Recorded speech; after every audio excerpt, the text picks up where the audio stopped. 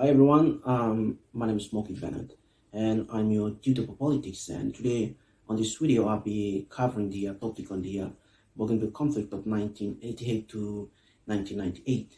So this video is basically for my students, and if any of the public was any interest about the Bougainville conflict and he or she may want to view this content, that's okay too. So let's get started. So before we go into the discussion, I would say that the Bougainville conflict is a interesting case study to have a look at in the South Pacific, especially in the times when Bougainville is in a quest to pursue its political settlement. So currently, Bougainville is the autonomous region of Papua New Guinea, and the present-day trend of the Bougainville politics is as a result of the Bougainville conflict. So if you want to know about the Bougainville politics, you have to refer back to the Bougainville conflict of 1988 to 1998. So in 1988 to 1998, Bougainville had gone to a 10 years of bloody civil war. And as a result of this war, many lives and many families, many communities, and many homes have been devastated. And in all of the publications that have discussed the Bougainville conflict, they shared more than 20,000 plus lives have been lost as a result of this conflict.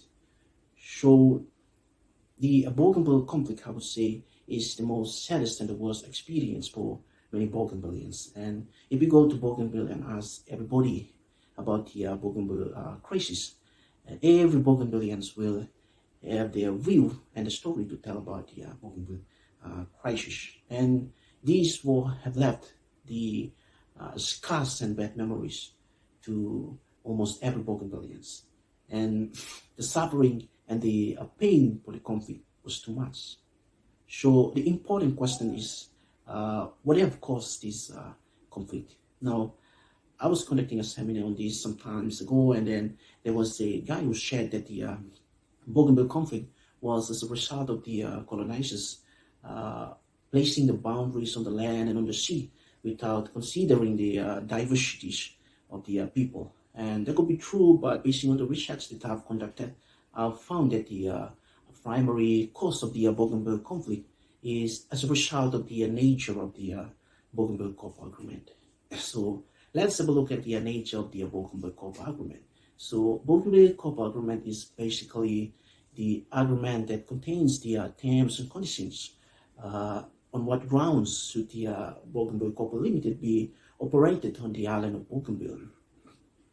So this agreement, furthermore, is the agreement that was made outside of the country by the colonizers, and it was in place into the country only to be implemented and facilitated. As a result, it only shapes the interest of the investors and the colonizers while poorly recognizing the rights of the resource owners. So, more importantly, I would say the Bougainville Copper Agreement is a failed agreement on a point that it do not prevent the war from occurring on the island of Bougainville, and on the point where it caused the lives of many Bougainvilleans and many Papua New Guineans. So, as a result of the nature of this Bougainville Copper Agreement in 1988, the people of Bougainville mobilized and started the armed campaigns against the BCL. And the series of the armed campaigns was led by the historical and the legendary icon, the late Francis Ona. So the Francis Ona ordered this group of young men to go around the mining sites and destroy several other mining facilities. Now, as a response to this, the government of Papua New Guinea deployed the police and later the security force on the island of Bougainville to protect the mining installations. So this action, which was taken by the government of Papua New Guinea, only fueled up the locals' frustrations. And instead of the locals to surrender they further mobilized and formed the Bougainville Revolution Army, or BRA. So, in the Bougainville conflict, I would say the BRAs are the rebels. Now, most of the time, people think that the word rebels or rebel is only given to the group of people who are bad. But rebels actually are the group of people in a society who are not satisfied in a current policies in place by the authority. As a result, they seek to push their agenda in a violent way. And in the case for the Bougainville, BRA is the true army of the people of Bougainville.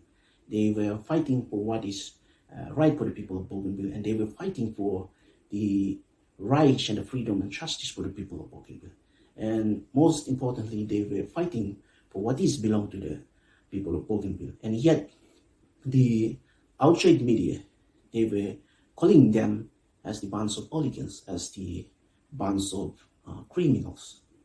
Now, towards the end of 1998, the people of Bougainville have felt that the destructions and the devastations and the sufferings and the pains for the war was too much. As a result, they mobilized and started the peace talks.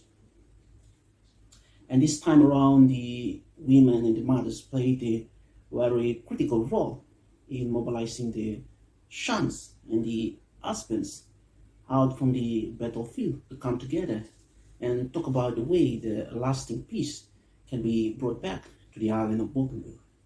And in 1994, as part of the peace talk, the government of Papua New Guinea and the Bougainville interim government leaders come together and held the Arawa Peace Conference.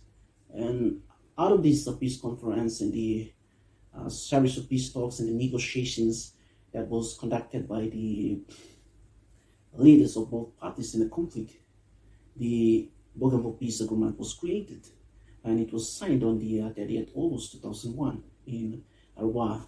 So the Bougainville Peace Agreement states that within 10 to 15 years' time, Bougainville should conduct a referendum to decide for their political future.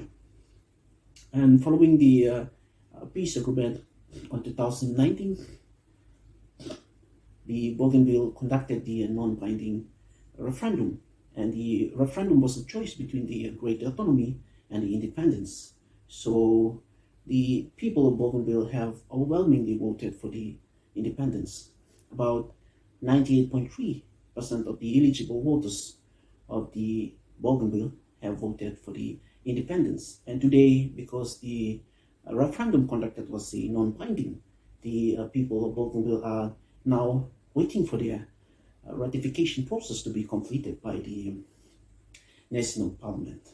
So to conclude, I would say that the Bougainville conflict of 1988 to 1998 is a conflict between the people of Bougainville and the Rio Tinto. However, since during that time, the government of Papua New Guinea was a puppet government of Rio Tinto, they fought the war on behalf of the Rio Tinto, and this is where we are now. So I think I'll stop here. Thank you very much for your attention.